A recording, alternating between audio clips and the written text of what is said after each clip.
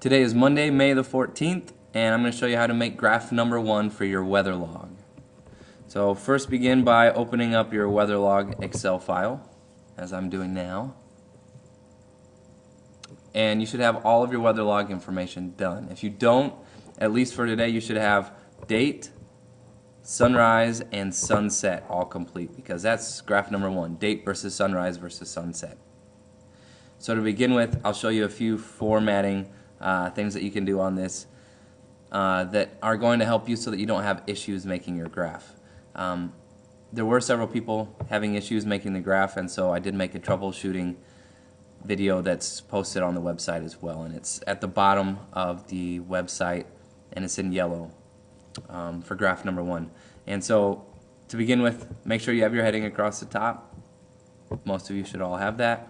And right underneath it, I know I told you before that you could include in there units that are associated with whatever your category is. For barometer, you might include the units underneath it.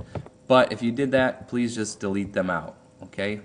All you do is select the cell and push the delete button and it's gone. There's nothing there for me to delete. But the other issue that some people were having is they had their numbers all the way up to date, time, temperature. There was no space in between. And if that's you, make sure you put in a space. All you have to do for that is select 3, which highlights this whole row. I go to Insert, Rows, and it adds an extra row in there. If I have 2 in there, that's no big deal. It's not going to mess up my data. So I'll just keep that 2 in there. Okay, from here, one more issue we were having with students is when we would select date and we would plot it against sunrise and sunset. For whatever reason, the date was being grabbed, but it was also taking the time next to it. And so I don't know why, but it's just taking the first 2 columns. And so the way we can beat that is select column B, go up to Insert, Column, and you end up with this blank column right next to date. And I know it doesn't make much sense, but it helps with the graph. It helps us graph it correctly. And so insert this column and just leave it like this. So you should have the headings, at least 1 line underneath with nothing associated in it, nothing in those cells, and then an inserted column in between date and time. And you're ready to go. As I said before, you want to make sure that all of your data is correct. For example, when I look at sunrise and sunset, my times all appear to be going in order. If there was like in this spot, if it said like 12:17 or something, that should stand out to me. It should be obvious that that's not correct. I'll change it back to what it should be. Okay, so take a quick glance, make sure your sunrise and sunsets times appear like they're right, and nothing seems too out of place. And do the same for your dates. For your dates, you want to make sure that you have this column formatted as all being month, day, year. If you're doing just something like this, the 14th of March, you may end up having it formatted as all for the year 2012. So I would make that first column all formatted month, day, year.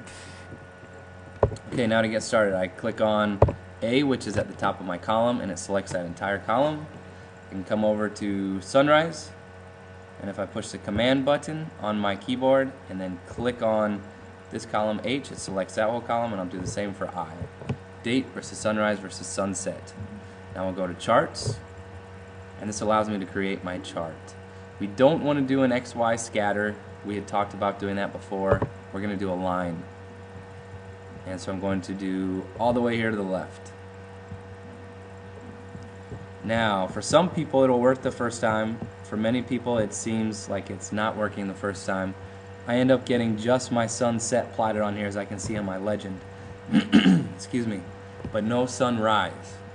And so if I just click on my graph, if you click in the middle and you select this, that's not what we want. Just click off in an open space where it's just selecting that entire graph, and go up to chart, add data.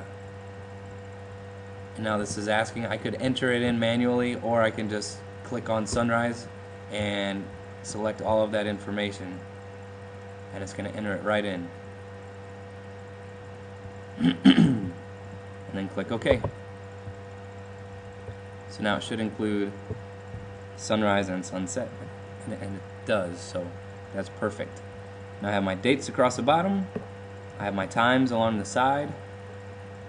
Everything is great. Again, if you're having issues at this point, look at the troubleshooting episode, and that will help you out.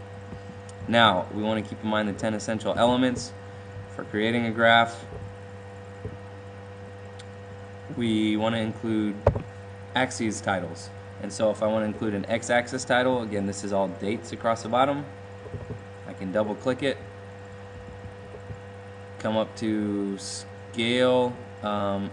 I can change any information that I need to. If I wanted there to be more dates included, right now it looks like it's going every several days, but I can click on date and I can switch these. I can change around my numbers and manipulate them, but I don't need to do that now. The numbers, if it weren't showing up as a date, I could change it to make it show up as a date and then select how I want it to be shown. In this case, I would like to change it because it says 09/28/11. I don't like the 0 in front. I'm just going to select that option. And you can do the same for times over here in my y-axis. Oops, I clicked on the wrong one. I know if I click the correct one because it highlights this section. So what I want to do for this is manipulate my scale. So the minimum is down at 0, and that's right, and the maximum is at 1. In this case, it's talking about 1 day. So 1 day, 24 hours. Up here, it's midnight basically at 0 o'clock. So my maximum at 1, that's correct. My major unit is every line in here that's labeled. That's my major unit, and so it splits it into 10. And for this, I'd like to make it smaller. Not quite that small, but 0.03. That makes every line 43 minutes, and I like that much more than how they just had it, so I will keep it like that. Okay, from there, I want to add in my labels, so I can go to Toolbox, and with my Toolbox, I have chart options, my title. It allows me to change the title of this. I could put date versus sunrise versus sunset, but I think that's kind of generic, so I'm not going to do that, although that's typically what we do with graphs, just label the axes and put that into the title. But I'm going to make this, since this is Nenana, and it's for the year 2011 and 2012, I'm going to say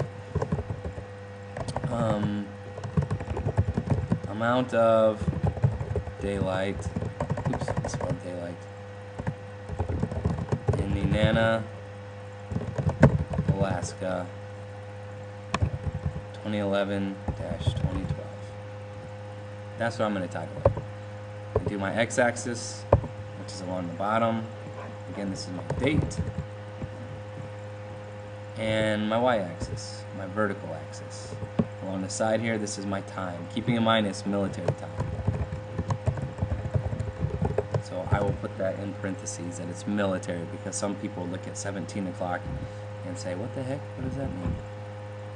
Okay, now I can go from here and I can change colors if I want.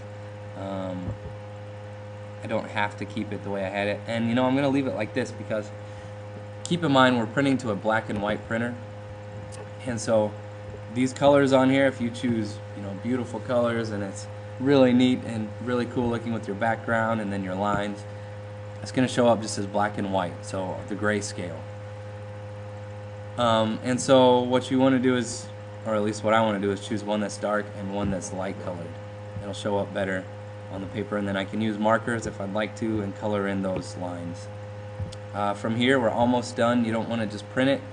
If you click in some open space, push Control on your keyboard, save as picture. You can save it as just a picture file, and I like to save things to my desktop because then I can see it. So I'll put graph number 1, save it to the desktop, and then here it is on my desktop. I can click on it open it up, and when I print it off, it'll be just this graph. So I can go to File, Print, and I want to choose printer number 14. Printer 14 is down in the library. Okay, so set it up, printer 14. Once you print it off, go grab it up. Good luck.